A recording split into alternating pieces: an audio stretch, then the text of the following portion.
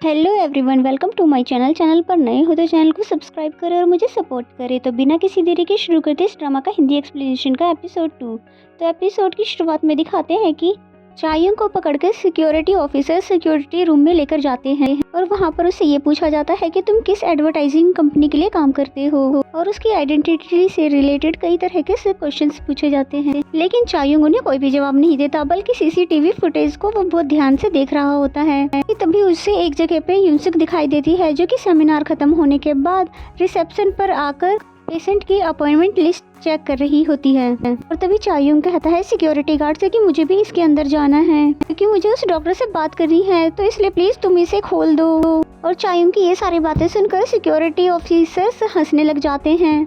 और फिर कहने लग जाते हैं क्या तुम मजाक कर रहे हो। और फिर उसके कॉस्ट्यूम और कभी उसके तलवार को बार बार चेक करके देख रहा होता है। उस ऑफिसर को ऐसा करता देखकर चायुंग को बहुत ही तेज गुस्सा आ जाता है, जिससे उसका हाथ मोड़कर उसको खुद से दूर फेंक देता है, जिसपे वो सिक्योरिटी ऑफिसर पुलिस को बुलाने के लिए अपने गार्ड्स को ऑर्डर दे देता है और फिर खुद उसके सामने शॉक स्टिक लेकर आ जाता है, जिसपे चायुंग एक बार में ही उसकी शॉक स्टिक को अपनी तलवार से काट देता है,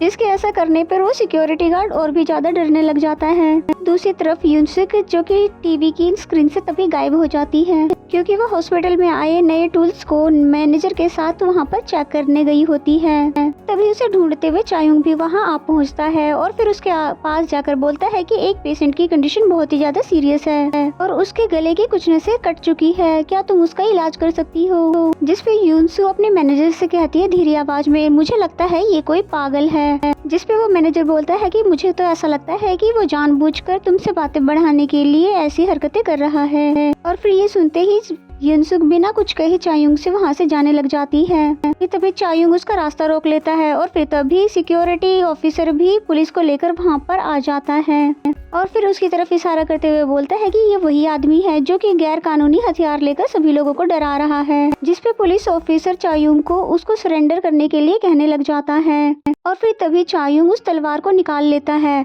और फिर युनसु से पूछता है क्या तुम उस पेशेंट को बचा सकती हो। इस पे बेचारे युनसु डरते डरते बोलती है कि वो तो मैं तभी बता सकती हूँ जब मैं उस पेशेंट को देखूंगी, क्योंकि उसको कितनी और कहाँ चोट लगी है। इस पे चायुंग कहता है क्या तुम सच में जानना चाहती हो कि उस पेशेंट को कितनी ज्यादा चोट और कहाँ पर लगी है। और फिर इतना कहने के साथ ही वो पुलिस ऑफिसर को धक्का देकर जमीन पर गिरा देता है। ऑफिसर वहीं पर बेहोश हो जाता है और फिर अपनी तलवार से उस सिक्योरिटी ऑफिसर गले पर ठीक वैसा ही कट लगा देता है जैसा कि क्वीन के लगा हुआ है। और ये सब देखने के बाद वहाँ के सभी लोग भागने लग जाते हैं और फिर चायुंग उस ऑफिसर को टेबल पर लेटा देता है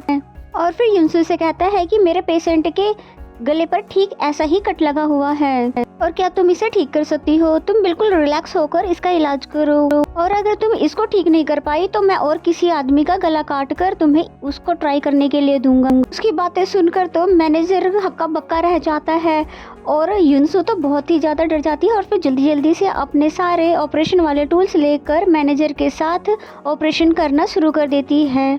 एंड द नेक्स्ट सीन में हमें दिखाते हैं कि यहाँ पर बड़े ऑफिसर्स कमांडर्स की कार चायुंग को गिरफ्तार करने के लिए आ रही होती है, क्योंकि उन्हें हॉस्पिटल के एक स्टाफ ने इन्फॉर्म कर दिया था कि एक पागल आदमी ने हॉस्पिटल के सिक्योरिटी ऑफिसर का गला काट दिया है और यहाँ के मैनेजर और एक डॉक्टर को होस्टेस बना रखा है। हमें दिखाते हैं कि युनसु ने उस ऑफिसर की सर्जरी कर दी है। इसे जल्दी से चायुंग चेक करता है और उसे पता चलता है कि अभी तक जिंदा है। फिर जल्दी जल्दी ऑपरेशन के सभी टूल्स और दवाएं अपनी पोटली में बांध लेता है। फिर जबरदस्ती से युनसु को लेकर जाने लग जाता है। जैसे ही बाहर आता है तो उसे पता चलता है कि यहाँ पर चारों तरफ से स्पेशल कमांडर्स ने घेर लिया है, जिसपे युनसु से बोलती है कि तुम यहाँ से अब नहीं निकल सकते, इसलिए तुम्हें खुद को सरेंडर कर देना चाहिए। जिसपे चायुंग अपने सुपर पावर्स का इस्तेमाल करता है, जिससे कि क्या होता है पलक झपकते ही सभी के सभी स्पेशल कमांडर वहां से क्लीन हो जाते हैं। एंड देन नेक्स्ट सीन में हम देखते हैं कि चायुंग युनसु को उठाकर उसी जगह पर लेकर आ गया है जहां पर वो पोर्टल ओपन होता है। बेचारी युनसु को तो बहुत ही ज्यादा डर लग रहा होता है। वो चायुंग को कहती है कि प्लीज मुझे मत मारो और तुम्हें जितने पैसे चाहिए होंगे मैं तुम्हें दे दूंगी। जिसपे चायुंग कहता है कि मैं तुम्हें नहीं मारूंगा और युनसु से कहता है कि मैं तुमसे वादा करता हूँ अगर तुमने मेरे पेशेंट की जान बचा दी तो मैं तुम्हें दोबारा वापस यहाँ लाकर छोड़ दूंगा। और फिर इतना कहने के तुरंत बाद ही वो युनसु को और एक कमांडर के शील्ड को लेकर पोर्टल में प्रवेश कर लेता है और फिर तुरंत ही अपने टाइम में पहुंच जाता है जहां पर किंग और बाकी के सभी लोग इंतजार कर रहे थे और उसे वापस आता हुआ देखकर वहां पर सभी खुश हो जाते हैं और बेचारी युनसु तो सबको हैरानी से देख रही होती है। तभी चायुंग बताता है ये हेवन में रहने वाले डिवाइन डॉक्टर है और फिर युनसु को लेकर क्वीन के पास चले जाता है और फिर उसका ट्रीटमेंट करने के लिए कहता है, जिस पे युनसुक बोलती है कि मुझे सब कुछ समझ आ गया कि यहाँ पर क्या हो रहा है। तुम सभी यहाँ पर किसी मूवी की शूटिंग कर रहे हो और शायद कोई स्टंट करते हुए ये मैडम यहाँ पर जख्मी हो गई है और तुम पुलिस और मीडिया से बचने के चक्कर में मुझे यहाँ पर किडनैप करके लेकर आए हो इनका इलाज करने के लिए। लेकिन अगर मैं इनका ऑपरेशन कर दूंगी तो मेरा करियर खत्म हो जाएगा और मेरा लाइसेंस भी जब्त हो जाएगा। बस इतना कहने के साथ ही वो वहाँ से निकलने लग जाती है और फिर तभी चायुंग कहता है उसे रोककर कि पहले तो तुम इसका इलाज करो और फिर जब वो ठीक हो जाएगी तो तुम जहाँ कहोगी मैं तुम्हें वहाँ पे छोड़कर आ जाऊंगा। और फिर उसकी बातें सुनकर युनसु को रुकना ही पड़ता है और बेचारी क्या ही करती, इसीलिए हार कर फिर उसका ऑपरेशन करने लग जाती है। यहाँ डॉक्टर चैंग और बाकी सभी लोग उसकी इस मेथड को, जो कि उसके टूल्स और बाकी सभी इंस्ट्रूमेंट को देख के हैरान हो रहे होते हैं और फाइनली युनसु को उस ऑपरेशन को कंप्लीट कर देती है और वहीं खड़ी क्वीन की मेड ये सब देख रही होती है और फिर चुपके से वहाँ से निकलती है और किसी सीक्रेट प्लेस पर जाने लगती है और वहाँ पहुँचने पर वहाँ पर कोई पहले से ही उसका इंतजार कर रहा होता है, जिसे वो सारी बात बता देती है कि डिवाइन डॉक्टर से लेकर क्वीन के ठीक हो जाने तक की सारी बात। एंड देन नेक्स्ट सीन में हमें दिखाते हैं कि युनसु उसका ऑपरेशन सक्सेसफुली करने के बाद उन्हें इंस्ट्रक्शंस देकर और कुछ जरूरी बातें बताकर वहाँ से जाने लगती है। तभी चायुंग आकर उसको रोक लेता है और कहता है कि मैंने तुमसे कहा था कि जब तक तुम पेशेंट को पूरी तरह से ठीक नहीं कर देती थी तुम कहीं नहीं जा सकती, क्योंकि अभी तक क्वीन को बिल्कुल भी होश आया नहीं है, क्योंकि तुम ठीक होने के बाद ही यहाँ से जा सकती हो। और फिर इतना कहने के बाद उसको वो वापस लेकर आ जाता है। एंड नेक्स्ट सीन में दिखाते हैं कि एडवाइजर चुएलसुन राजा से कह रहा होता है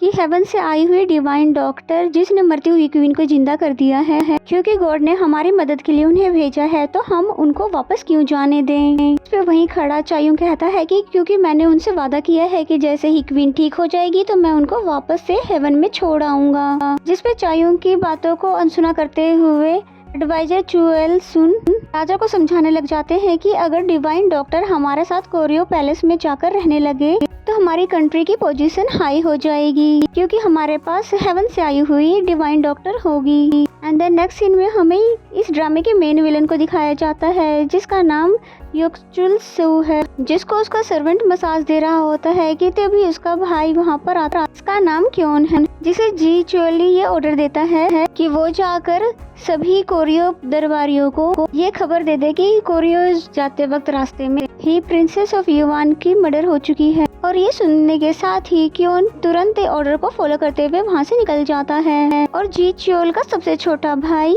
चुन ज्यूंग जो कि उसके पास ही बैठा होता है और बांसुरी बजा रहा होता है और हम देखते हैं कि वो अपनी बांसुरी की धुन से एक कॉकरोच को मार देता है, क्योंकि उसके पास एक सुपर पावर होती है, यानी कि वो अपनी बांसुरी की धुन से किसी को भी मार सकता है। एंड देन नेक्स्ट सीन में हमें युनसु को दिखाते हैं जो कि अपने रूम में होती है कि तभी वहाँ पर वही मेड आती है जिसने क्वीन के बचाने और डिवाइन डॉक्टर के वहाँ आने की इंफॉर्मेशन उस मिस्टीरियस पर्सन को दी थी। तभी युनसु मौका पाते ही उस मेड को बोलती है कि मैं तुम्हें ना बहुत सारे पैसे दूंगी, बस तुम मुझे यहाँ से किसी भी तरह से निकाल दो। जिसपे वो बिना कुछ कहे पीछे वाला डोर ओपन करके वहाँ से चली जाती है। और फिर क्या था, मौका देखते ही युनसु वहाँ से 9-11 हो जाती है और दूसरी तरफ चायुंग को दिखाते हैं जो कि वाओ को युनसु पे नजर रखने के लिए कहा होता है, इसलिए वाओ उसको उसके रूम में देखने के लिए जाता है कि तभी वो देखता है कि युनसु वहाँ पर नहीं है और साथ ही पीछे का डोर भी ओपन हुआ है। तभी वाओ भी युनसु के पीछे जाता है और तभी वो देखता है कि युनसु वहाँ से भाग रही है। तभी वाओ उसका पीछा करने लग जाता है और फिर भागते भागते युनसु एक कपड़े की दुकान पर छुप जाती है। इसे वहाँ पर छुपे वही स्ट्रेंजर्स गुंडा देख लेता है जिसे उस मेड ने सीक्रेटली इंफॉर्मेशन दी होती है और फिर तभी वहाँ पर वाओ भी पहुँच जाता है और वहाँ के एक सर्वेंट से कहकर चायुंग तक उसकी खबर पहुँचवा देता है और खुद वहाँ पर रहकर उस डॉक्टर पर पूरी तरह से नजर रखने की कोशिश करता है। एंड देन नेक्स्ट सीन में दिखाते हैं कि वही सर्वेंट चायुंग को जाकर डॉक्टर के भागने की बात बता देता है और फिर चायुंग भी उस सर्वेंट के साथ युनसु को ढूंढने के लिए निकल पड़ता है। और फिर इसी सीन के साथ ये एपिसोड यहीं पे खत्म हो जाता है। और आगे स्टोरी में क्या क्या होता है ये सब जानने के लिए पहले चैनल को सब्सक्राइब कर लीजिए और बेल आइकन को प्रेस कर लीजिए ताकि आप सभी वीडियो के अपलोड होने पर नोटिफिकेशन पा सकें। तो मेरा एक्सप्लेनेशन अगर आपको अच्छा लगा तो वीडियो को लाइक करें और कमेंट करके ज़रूर बताएं ये एपिसोड कैसा लगा। और चैनल को अभी तक सब्सक्राइब नहीं किया तो सब्सक्राइब कर लें। तो मिलते हैं नेक्स्ट एपिसोड में, तब तक के लिए bye bye and take care.